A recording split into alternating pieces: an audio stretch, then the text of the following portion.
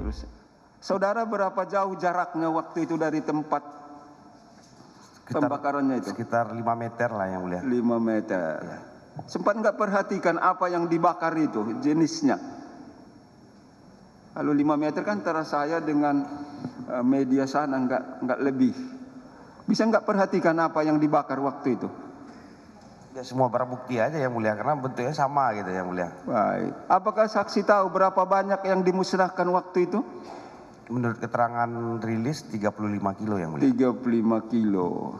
Sempat nggak saudara perhatikan itu sabu itu? Ada yang warna ini, ada yang warna ini, ada yang sabu, ada yang tawas, ada nggak saudara? Sama semuanya yang mulia. Tidak ya? Tidak ada berbeda, sama semua. Baik. Yang hadir waktu itu termasuk saudara. Apakah saudara ada ragu melihat yang dimusnahkan waktu itu? Maksudnya yang mulia? Ada ragu, oh itu bukan sabu yang dimusnahkan misalnya. Enggak ada ya? Memang sabu-sabu ya, setahu saya sabu-sabu itu yang mulia. Sabu-sabu dimusnahkan ya. Aduh selesai ya. Ada enggak saudara dengar waktu itu pembicaraan di sana? Sudah diganti sebagian menjadi tawas. Tidak ada yang mulia. Tidak ada ya. Tidak ada itu dengar ya. Baik. Oke, pindah ke saksi Jasman. Siapa? Baik. Saksi Jasman. Siap. Coba ceritakan, mungkin berkaitan dengan pemusnahan dan press release tadi. Apa yang saudara lihat, dengar, dan alami dalam perkara ini. Silakan. Siap. Pada awalnya penangkapan di bulan Juni, bulan Mei.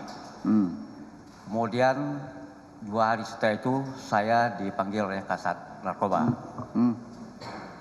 untuk datang ke ruang Kasat Narkoba.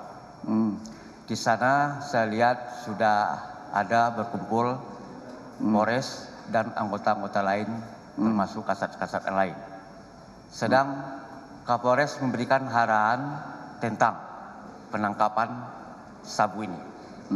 Yang saya lihat waktu itu ada 2 peti. 2 peti. Dan saya melihat 1 peti yang dibuka. Saya tanya, apakah ini sabu? Dijawab oleh anggota, inilah sabu. Ya. Setelah itu, Bapak Polres tetap memberi arahan, saya ke ruang dalam menemui para tersangka. Waktu yang saya temui itu, yang pertama adalah Muhammad Fadil, Arif Budiman, dan Roni Eka Saputra. Setelah itu, saya keluar lagi, tidak berapa lama, di dalam itu tinggal saja beberapa orang. Kemudian Bapak Kapolres turun, saya berbicara dengan anggota-anggota lain.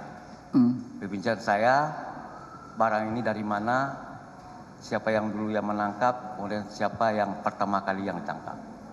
Saya dijawab, oke. Setelah itu 1 minggu, saya dipanggil lagi untuk mendampingi tersangka.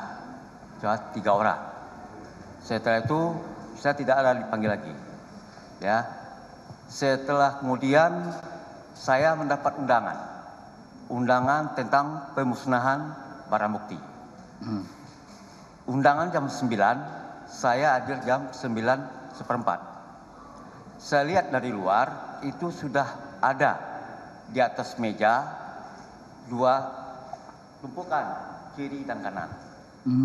Sabu. Ya, sabu. Kemudian saya berjalan dari kanan ke kiri. Saya lihat di antara sabu tersebut tidak ada satupun yang mencurigakan. Tidak ada. Kemudian menjelang Bapak Wali Kota datang, itu Bapak dari Kapolda dengan Kapolres dengan pejabat lain itu sedang berada di ruang Kapolres. Itu sedang menunggu kedatangan dari Wali Kota. Setelah dia datang, barulah di samping saya jarak di antara itu 5 meter. Saya ke undangan. Anggota Polwan sebagai protokol membuka acara. Itu acara pertama sambutan dari Bapak Wali Kota. Kedua baru Bapak dari Kapolda menyampaikan. Setelah itu langsung pembukaan tentang pemusnahan barang bukti langsung oleh Bapak Kapolda. Hadir waktu itu yang saya lihat, yang saya dengar dari penyampaian Bapak Kapolda, ada Wali Kota Bukit Tinggi, Kejaksaan Lubuk Basung, Pengadilan Lubuk Basung, kemudian perwakilan dari Pengadilan Bukit Tinggi dan Kejaksaan Bukit Tinggi, kemudian dari BPOM dan pegawai Pegadaian. Nah, kemudian dari para anggota polisi dari Padang dan termasuk dari Bukit Tinggi. Dan di samping kiri saya seperti ini sudah ada 2 orang tersangka terdakwa didampingi oleh 2 orang penjaga. Nah, dalam pemusnahan tersebut itu yang mengaduk ya